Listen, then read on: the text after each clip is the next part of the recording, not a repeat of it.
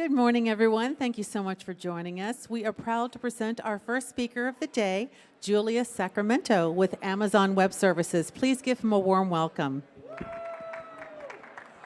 All right, thank you guys for joining me. So what I'm going to be presenting and demoing is basically a nifty new tool. It's called the Replatforming Assistant for SQL Server databases. So this is essentially replatforming the operating system from Windows to Linux. Okay. So first of all, let me kind of level set. We do have a blog specific to this particular tool. Okay, so you can just Google migrating your on-prem SQL Server workloads to Amazon EC to Linux, and it would basically show you essentially what's going to be in this particular demo, including the tools and the platforms that we will be going through on this particular demo. All right, so the current infrastructure I have has a jump server and also a SQL Server on EC2. And the goal of this demo is to migrate that over to SQL Server on Linux using one tool. That's it. All right? So what I'm going to do first is I'm going to go ahead and go to my jump server. All right? This is my jump server, and typically this is an industry standard configuration where you have a jump server and then you have a SQL Server you go to, because typically database platforms you don't expose to the internet, right? So from that point on, I go to my SQL Server. Now, one requirement of this particular tool is to have AWS PowerShell tools for Windows installed. This is so that your Windows server that has SQL Server on it can communicate with AWS using the PowerShell modules. Okay, you can easily install it using PowerShell, or you can download the executable and install it. In this case, the current instance that I have has the PowerShell tool already installed. So before I proceed, any questions? All right, cool. So with that said, the first thing you have to do is you have to create a credential, right? So essentially what I'm using is this particular command from the AWS PowerShell tool to create a credential based off of an IAM user that I already created. So let's execute that. And once that happens, the credential is then stored within that server, so you can easily use that whenever you want to communicate to AWS. All right? So the actual tool, let me show you, is based out of PowerShell itself. And the reason and the thought process for this is so that you can easily automate this PowerShell tool using something called a run command using System Center, right? So you can basically have this particular script run on a fleet of servers. Say, for example, you have 2,000 SQL servers. You don't want to each and every one migrate that individually. You can use that run command to work on each or that fleet of servers using this particular tool. All right. So with that said, if you click on this tool, all it does, it creates a, let me open it up using PowerShell. All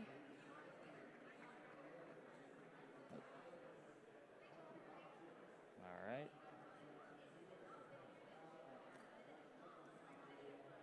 So I'm going to the directory where that tool is installed.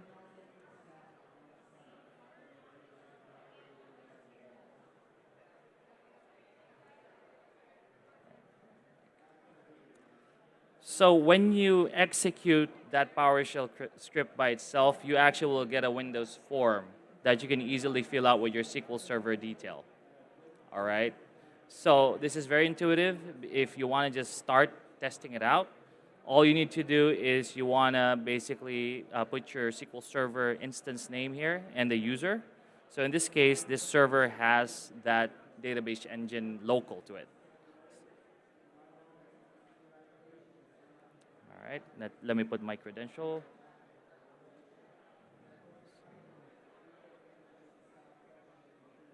And so if you don't put anything in here, it's going to basically default to essentially back up every database in that server and restore everything to your new SQL Server on Linux, all right? So I'm not going to put anything in there, but you do have to specify a backup directory where your backups are going to be located, okay? Then here you basically specify the type of instance. So this tool, you can actually create a new instance when you execute it, or you can deploy it to an existing instance that's in Linux, right? So in this case, for this particular demo, I'm going to create a new instance when I execute this tool.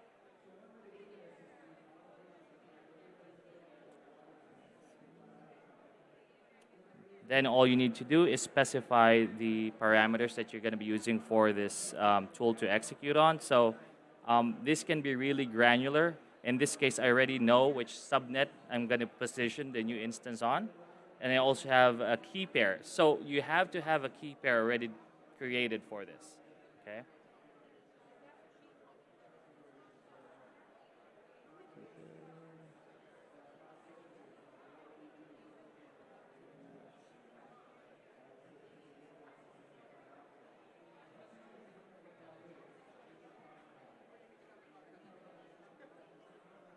All right, and then you can easily specify which region you want to deploy this to. Okay, you can specify a different region, a different availability zone.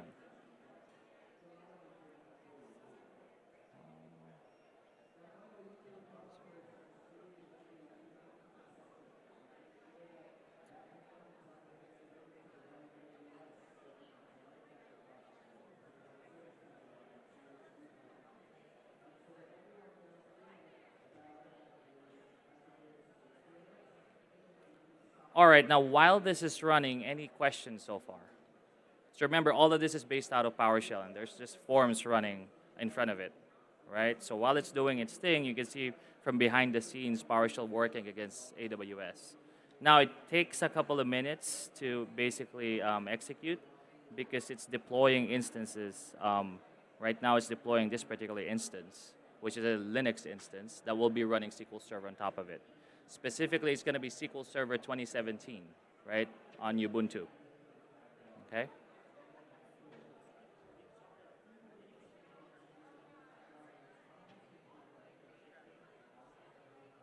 Yes, so the question is what type of AMI, if it's installing SQL Server. So the AMI this tool is going to be running on, or going to be using, already has SQL Server 2017 on it. It's already pre-baked, right? So part of the process of the tool is it also calls a restore command from System Center Manager, right? So it's going to back it up, and it's going to restore it to the new server using Systems Manager. So from all of this, like deploying the instance, backing up the database, that was done using this PowerShell tool. That's it, right? So that's all you need to do. All you need to do is basically fill out this form, right? And it deploys everything for you. You know, spinning up a new instance, restoring the database, backing it up. And the great thing about this, since it's PowerShell, I just executed it on its own. You got a GUI. But if you want to automate this, let me show you real quick. If you look at the structure of the actual PowerShell, you can easily execute this without the GUI in an automated fashion. You can just specify parameters.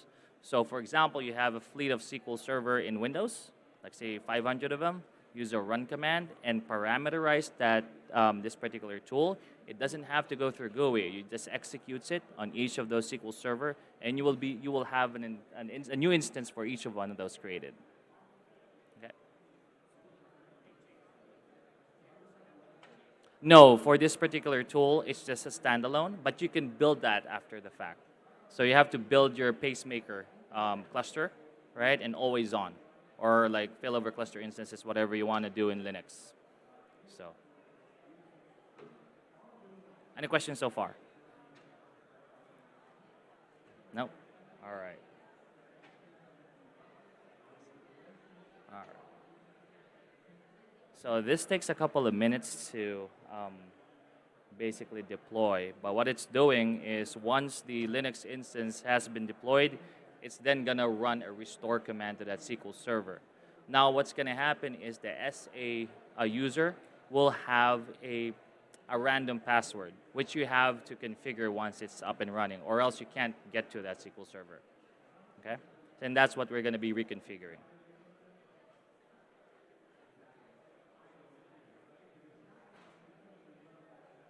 So anybody here familiar with PuTTY? All right, awesome. So this typically is my favorite tool to access Linux, right? So this is what we're going to be using to get into that Linux machine. All right, so let me get to that. So what you need to do is, since it's in AWS, you actually have to have a key pair. So I already have that in this machine. So all I need to do is specify that key pair.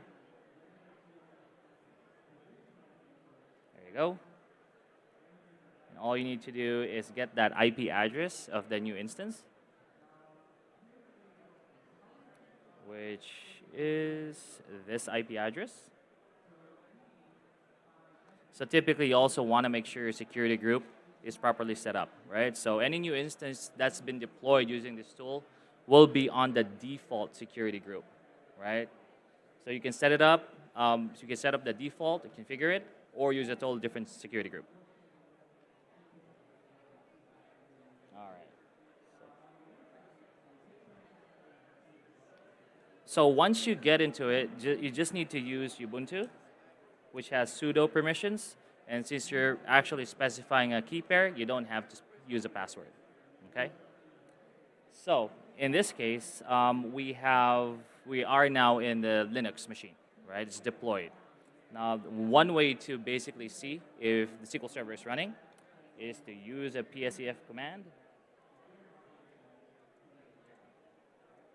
And you see the SQL Server service up and running, okay?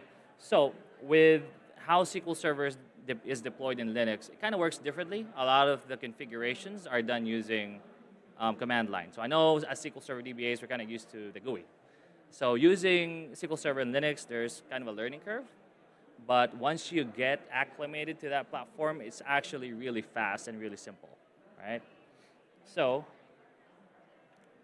8 minutes. So I'm gonna run 4 commands, all right? So first command is I'm gonna stop the service, right? Right? Then I'm gonna enable SQL agent because by default, SQL agent is not enabled in SQL on Linux. And then I'm going to change the SA password so we can actually access that SQL Server in Linux.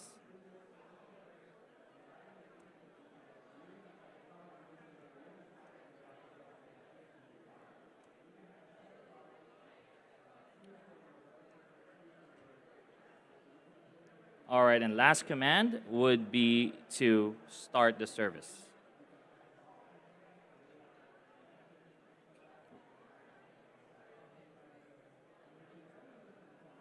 All right, now, let me get that new IP address again.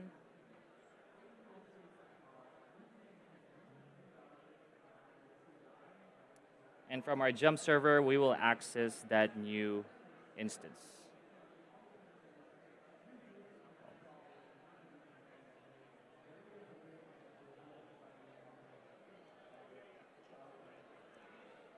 All right, now this is the new instance. Now I'm connected to it using the same tools that we use, SQL Server Management Studio.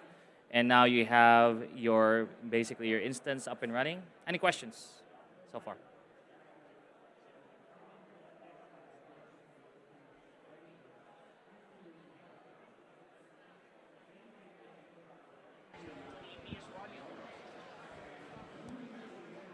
Does it has a additional EBS volume attached to that to store the data files? No, so it's just one EBS volume, but you can always add new volumes to that particular image, right? And so once you add new EBS volumes, you can configure it with whatever file system, and then you can reconfigure your data file locations after that, right? So typically you want to do ext4, XFS, whatever file system you guys want. So. Any other questions? I'll come to you.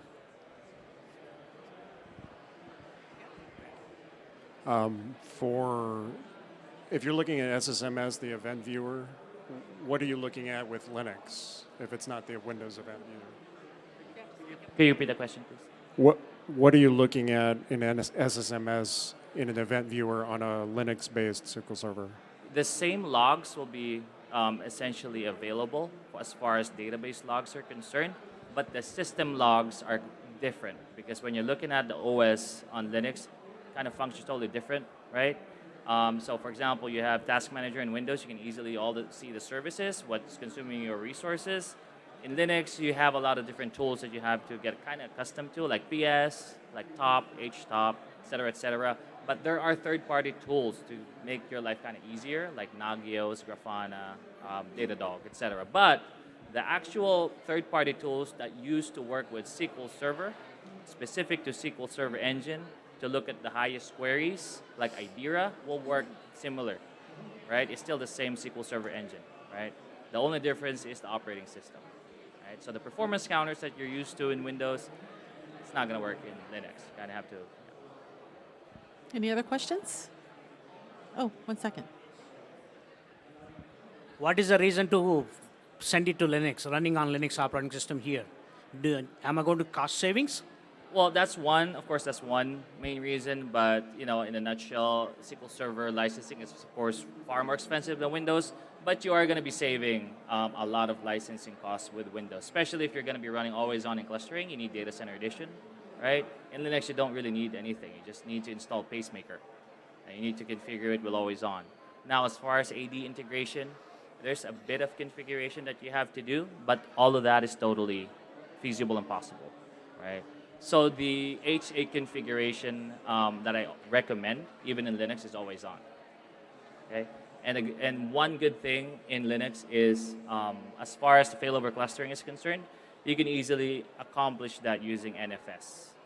Right, you can have a shared disk storage using NFS, which I think is actually faster than SMB at this point. So.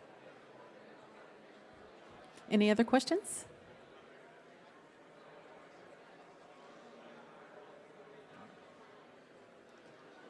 Well, do you have anything else to add, or do you have any other information you'd like to give? Right. So if you guys are interested in this particular tool, again, there is a blog about it where you can easily go through it step by step. I hope you guys can probably take a picture of this. Let me see if I can make it larger. But you can just Google migrating your SQL Server workloads to Amazon EC2 Linux, and it would point you to that tool that you can basically run. Again, it's just one PowerShell script. That's it. And that PowerShell script calls a couple of SSM commands that works against your machine, right? So this tool has all the IAM requirements, et cetera, for the tool to work properly.